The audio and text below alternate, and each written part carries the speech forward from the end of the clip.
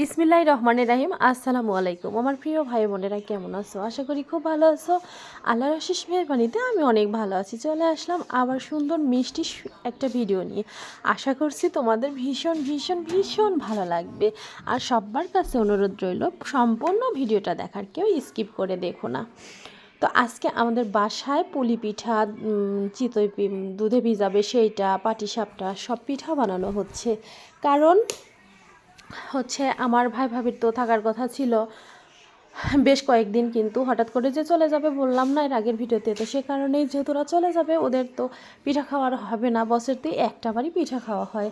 সে কারণে ওরা আবার পিঠে বানিয়ে মানে খাবে। সে কারণে মা আজকে দেখো পিঠের আয়োজন করা হয়েছে, পিঠে খেয়ে ওরা চলে যাবে।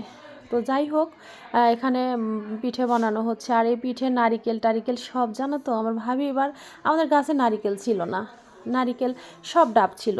পরে সে ঢাকা থেকে আসার সময় এই নারিকেলগুলোই কিনে নিয়ে আসছে, সেই নারিকেল দিয়ে আজকের পিঠা বানানো হচ্ছে। তো যাই হোক, বাহিরে দেখো দুই ভাবি, তারপরে ভাজতে বউ, ওরা সবাই পিঠা বানাইতেছে। আর আমি একটু ভিডিও করতেছি। আর আমি তো চিতই পিঠা ভাজতেছি, সেটা অবশ্যই জানো যে ওই পিঠাটা ভাজার কাজ আমারই মানে ভাজতে হয়, আমাকেই ভাজতে হয়। তো যাই হোক, এখন পিঠা ভাজা শেষ, ওই কাজগুলো শেষ। এখন পাটিসাপটা পিঠা ভাজলেই তোমার পিঠা মোটামুটি হয়ে যাবে। আর আরেকটা ভাবি পুলি পিঠাগুলো রান্না করতেছে দুধের মধ্যে দিয়ে।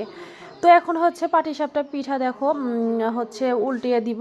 আমার এখন তেল নাই, তেল ছাড়া তো হবেই না। পরে সে একটা বেগুন কেটে নিয়ে এসে টিস্যু দিয়েই দেয়, অনেকে বেগুন দিয়ে দেয়, অনেকে আলু দিয়ে দেয়, এক একজনের এক এক রকম, যে যেমন করে মাছ ভাজতে পারে। তো আমি আবার টিস্যুর সঙ্গে তেল ভরিয়ে ভরিয়েই দেই, তারপর ব্রাশ থাকলে ব্রাশ দিয়ে দেই।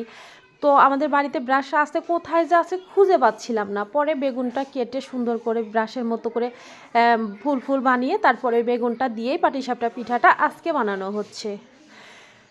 তো যাই হোক, পাটিসাপটা পিঠাও অনেক মজা হয়, প্রত্যেকটা পিঠাই খুবই মজা হয়েছিল, অনেক মজা করে খেয়েছি। আমি বাসায় তো পাটিসাপটা প্রায়ই বানাই, আমার কোনো শীত গরম বা কোনো ওকেশন লাগে না, মনে চাইলে আমি পাটিসাপটা পিঠে বানিয়ে দেই।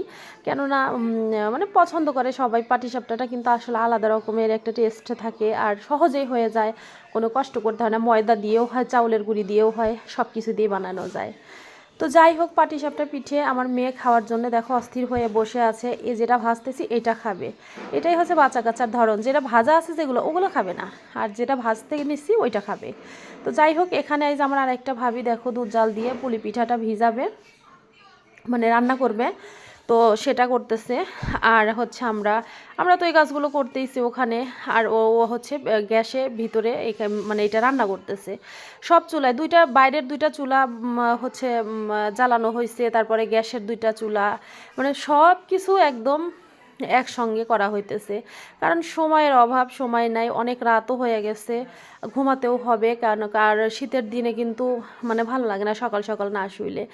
আর ছোট রাতও ছোট অনেক, শুইতে শুইতেই আবার ঘুম না আসতে আসতে সকাল হয়ে যাবে।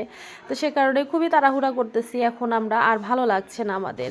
তো যাই হোক, অবশেষে দেখো দুধ জাল হয়ে গেছে। এখন পুলি পিঠাগুলো খুব সুন্দর করে আস্তে আস্তে দিয়ে দেওয়া হচ্ছে দুধের মধ্যে। আর এত মজা হয়েছিল পুলি পিঠাগুলো, কি বলবো। কুশলি পিঠাই বলি আমরা, পুলি পিঠাও বলি, আমাদের দেশে দুইটাই বলে। তো যাই হোক, অনেক মজা হয়েছিল, এত মজা করে রান্না করছিল ভাবি, মানে কি বলবো তোমাদের, খুবই মজা হয়েছিল এক কথায় বলতে গেলে। তো এখন আর কি বলবো তোমাদের, পুলি পিঠা হয়ে গেলে, পাটিসাপটাটা হয়ে গেলে আমরা ঘরে চলে যাব। আর কয়েকটা পাটিসাপটা বাদ আছে, আর যে চিতইও ভাজা হচ্ছে খাবার জন্য, ওই মাংসের ঝোল টোল দিয়ে একটু খাবে রাত্রে, সেটার জন্য। তাছাড়া এমনি দুধে ভিজানোরটাও হয়ে গেছে, ওইটা তোমাদের সঙ্গে শেয়ার করা হয় নাই। তো যাই হোক, এই যে আমার ভাজতা বউ, ওর তো খালি ঘাটাঘাটি করতে ইচ্ছা করে, দেখো দুষ্টমি করে আমাকে দিতেই দিতেছে না, বলতেছে না আমি পারি, তুই সর, মানে এরকমই।